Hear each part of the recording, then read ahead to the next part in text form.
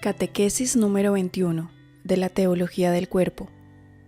El misterio de la mujer se revela en la maternidad. Recibida por San Juan Pablo II el 12 de marzo de 1980. En la anterior meditación sometimos a análisis el versículo de Génesis 4:1 y en particular el término conoció, usado en el texto original para definir la unión conyugal. También pusimos de relieve que este conocimiento bíblico establece una especie de arquetipo personal de la corporeidad y sexualidad humanas. Pero aquí se nos ha querido ampliar el término arquetipo en la nota número 1 para esta catequesis. Así que esta nota nos dice que, en cuanto a los arquetipos, Jung los describe como formas a priori de varias funciones del alma: percepción de relaciones, fantasía creativa. Las formas se llenan de contenido con materiales de la experiencia. Estas no son inertes, sino que están cargadas de sentimientos y de tendencia. Según esta concepción, se puede encontrar un arquetipo en las relaciones mutua hombre-mujer, relación que se basa en la relación binaria y complementaria del ser humano en dos sexos. El arquetipo se llenará de contenido mediante la experiencia individual y colectiva y puede poner en movimiento la fantasía creadora de imágenes. Sería necesario precisar que el arquetipo A no se limita ni se exalta en la relación física, sino que incluye la relación del conocer. B está cargado de tendencia, deseo-temor, don-posesión. Y C, el arquetipo como protoimagen, es generador de imágenes. El tercer aspecto nos permite pasar a la hermenéutica, en concreto a la hermenéutica de los textos de la Sagrada Escritura y de la tradición. El lenguaje religioso primario es simbólico. Entre los símbolos, prefiere algunos radicales o ejemplares, que podríamos llamar arquetipales. Ahora bien, entre estos la Biblia usa el de la relación conyugal, concretamente al nivel de conocer ya descrito. Uno de los primeros poemas bíblicos que aplica el arquetipo conyugal a las relaciones de Dios con su pueblo culmina en el ya comentado verbo, conocerás al Señor. Oseas 2:22, Isaías 49:23, Isaías 60:16 y Ezequiel 16:62, que son los tres poemas conyugales. De aquí parte una tradición literaria que culminará en la aplicación paulina de Efesios 5 a Cristo y a la Iglesia. Luego pasará a la tradición patrística y a la de los grandes místicos, por ejemplo, Llama de amor viva de San Juan de la Cruz. En su tratado München, 1976, se define así los arquetipos: imágenes y motivos arcaicos que, según Jung, forman el contenido del inconsciente colectivo común a todos los hombres. Estos presentan símbolos que en todos los tiempos y con todos los pueblos hacen que esté vivo, de manera imaginaria, lo que para la humanidad es decisivo en cuanto a ideas, representaciones e instintos. Freud, según parece, no utiliza el concepto de arquetipo. Él establece una simbología o código de correspondencias fijas entre imágenes presentes patentes y pensamientos latentes.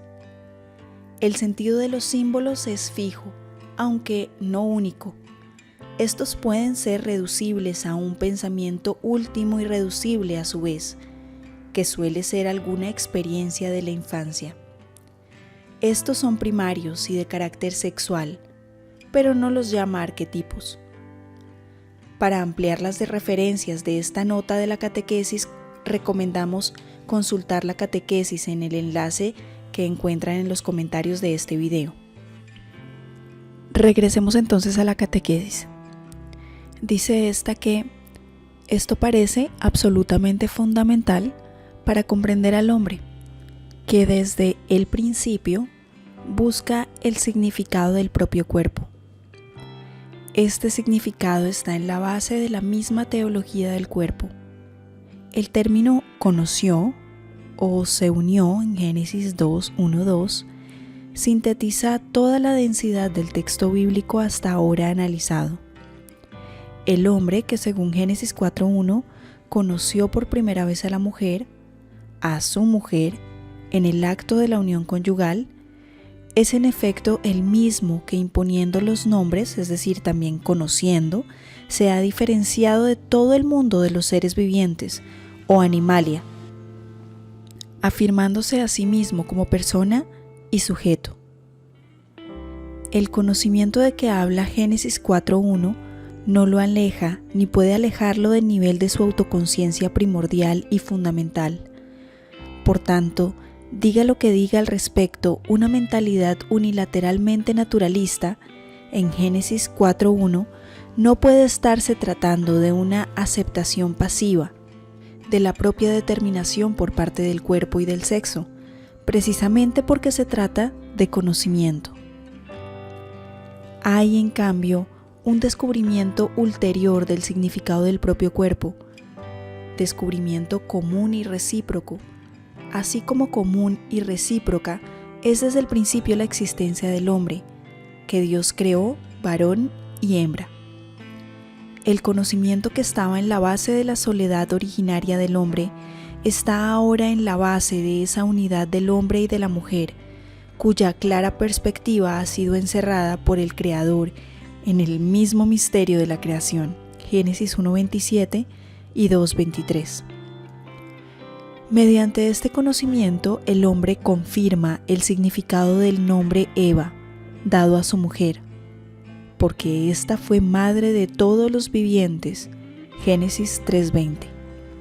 Según Génesis 4:1, el que conoce es el hombre, y la que es conocida es la mujer esposa, como si la específica determinación de la mujer, a través del propio cuerpo y sexo, escondiera aquello que constituye la profundidad misma de su feminidad.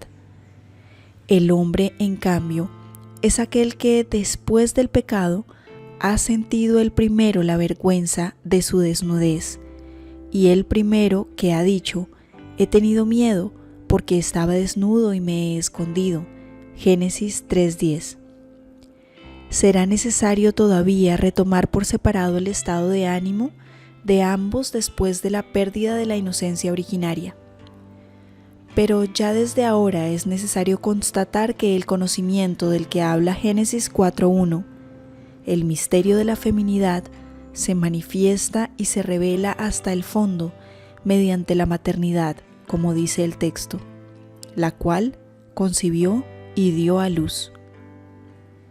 La mujer está ante el hombre como madre, sujeto de la nueva vida humana que en ella se concibe y se desarrolla, y desde ella nace al mundo. Así se revela también hasta el fondo el misterio de la masculinidad del hombre, es decir, el significado generador y paterno de su cuerpo. Sobre la paternidad, en la catequesis hallamos la segunda nota, que nos dice que la paternidad es uno de los aspectos de la humanidad que más relieve alcanza en la Sagrada Escritura. El texto de Génesis 5:3, Adán engendró un hijo a su imagen, según su semejanza, está explícitamente vinculado con el relato de la creación de Génesis 1:27 y 5:1, y aparece atribuir al Padre terrestre la participación de la obra divina de transmitir la vida, y quizás también en ese gozo presente en la afirmación: vio cuanto había hecho, y todo era muy bueno, Génesis 1:31.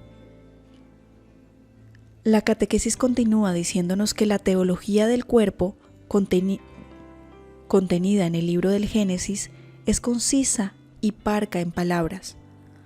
Al mismo tiempo, allí encuentran expresión contenidos fundamentales, en cierto sentido primarios y definitivos. Todos ellos se reencuentran a su modo en aquel bíblico conocimiento. La constitución de la mujer es diferente de la del hombre, Hoy sabemos incluso que es diferente hasta en los determinantes biofisiológicos más profundos. Esta constitución se manifiesta externamente solo en cierta medida, en la constitución y en la forma de su cuerpo. La maternidad manifiesta interiormente esa constitución como una potencialidad particular del organismo femenino, que con peculiaridad creadora sirve a la concepción y a la generación del ser humano, con la cooperación del hombre. El conocimiento condiciona la generación. La generación es una perspectiva que hombre y mujer introducen en su recíproco conocimiento.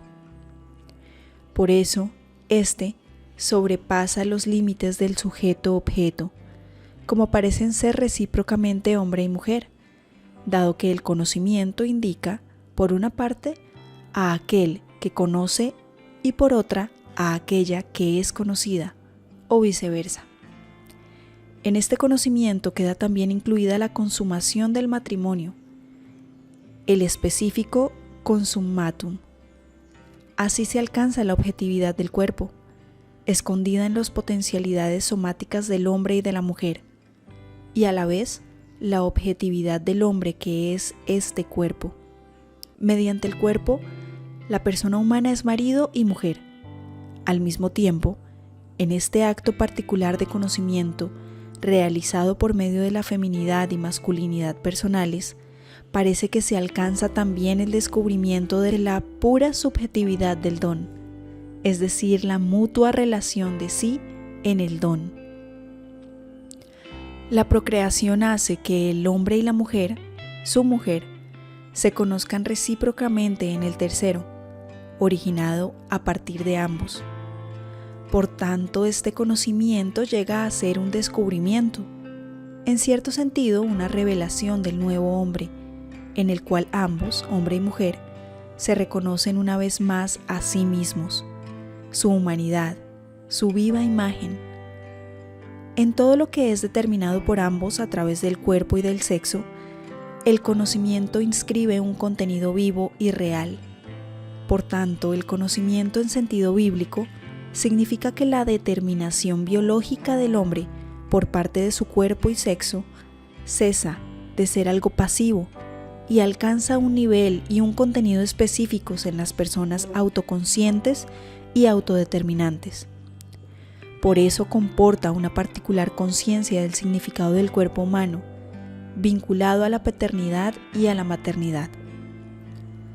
Toda la constitución exterior del cuerpo de la mujer, su aspecto particular, las cualidades que con la fuerza de un perenne atractivo están en el inicio del conocimiento del que habla Génesis 4, 1-2, Adán se unió a Eva, su mujer, están en estrecha unión con la maternidad. La Biblia y después la liturgia, con la simplicidad que le es propia, honra y alaba a través de los siglos el vientre que te ha llevado y los pechos que te han amamantado. Lucas 11:27. Estas palabras constituyen un elogio a la maternidad, a la feminidad, al cuerpo femenino en su típica expresión de amor creador. Y son palabras referidas en el Evangelio a la Madre de Cristo, María, segunda Eva. La primera mujer, en cambio, en el momento en el que por primera vez se reveló la madurez materna de su cuerpo, cuando concibió y dio a luz, dijo: «He adquirido un hombre del Señor». Génesis 4:1.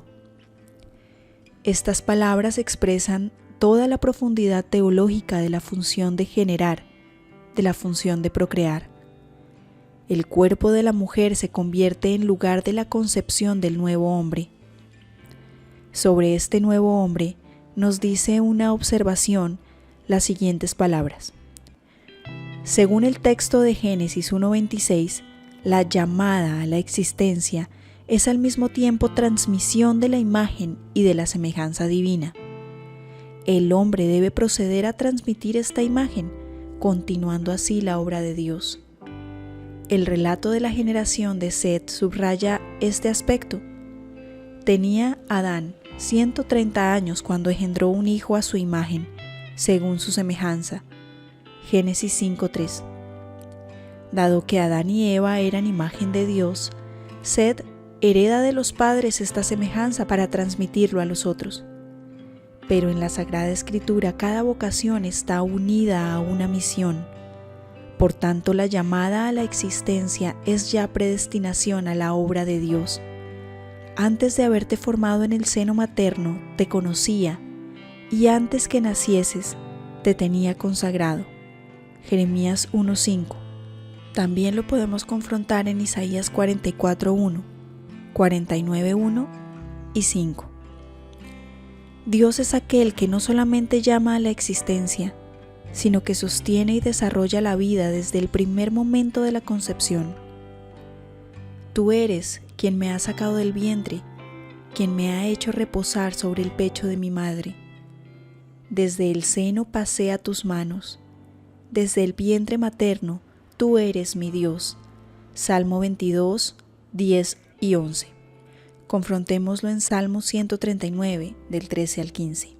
La atención del autor bíblico se concentra sobre el hecho mismo del don de la vida. El interés por el modo en el que esto acontece es más bien secundario y aparece solamente en los libros posteriores. Job 10, 8 y 11. Segundo Macabeos 7, 22, 23. Sabiduría 7, 1, 3. La catequesis continúa diciéndonos que, en su vientre, el hombre concebido asume su aspecto humano propio antes de ser introducido en el mundo.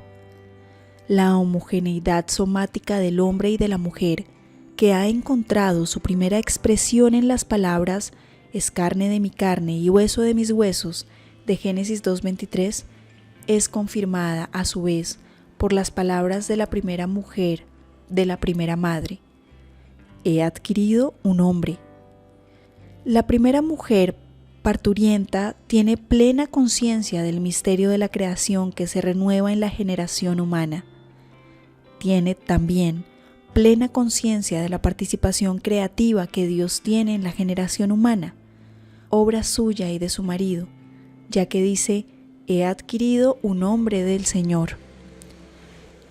No puede haber confusión alguna entre los radios de acción de las causas. Los primeros padres transmiten a todos los padres humanos, también después del pecado junto con el fruto del árbol del conocimiento del bien y del mal, y casi en el umbral de todas las experiencias históricas. La verdad fundamental acerca del nacimiento del hombre a imagen de Dios, según las leyes naturales, en este nuevo hombre, nacido de la mujer generadora por obra del hombre generador, se produce cada vez la misma imagen de Dios, de aquel Dios que ha constituido la humanidad del primer hombre. Dios creó al hombre a su imagen, hombre y mujer los creó. Génesis 1:27. Si bien existen profundas diferencias entre el estado de inocencia originaria y el estado de pecaminosidad hereditaria del hombre, esa imagen de Dios constituye una base de continuidad y de unidad. El conocimiento de que habla Génesis 4:1 es el acto que origina el ser, o sea, en unión con el Creador, establece un nuevo hombre en su existencia. El primer hombre en su soledad trascendental ha tomado posesión del mundo visible, creado para él, conociendo e imponiendo los nombres a los seres vivientes, o la animalia. El mismo hombre, como varón y hembra, conociéndose recíprocamente en esta específica comunidad o comunión de personas, en la que el hombre y la mujer se unen tan estrechamente entre ellos que llegan a ser una sola carne, constituye la humanidad, es decir, confirma y renueva la existencia del hombre como imagen de Dios. Ambos, hombre y mujer, retoman cada vez, por así decirlo, esa imagen del misterio de la creación y la transmiten con la ayuda de Dios Yahvé. Las palabras del libro del Génesis, que son un testimonio del primer nacimiento del hombre sobre la tierra, encierran al mismo tiempo en sí todo lo que se puede y se debe decir sobre la dignidad de la generación humana. Hasta aquí la catequesis número 21 de la Teología del Cuerpo, titulada El misterio de la mujer, se revela en la maternidad, recibida por San Juan Pablo II el 12 de marzo de 1980.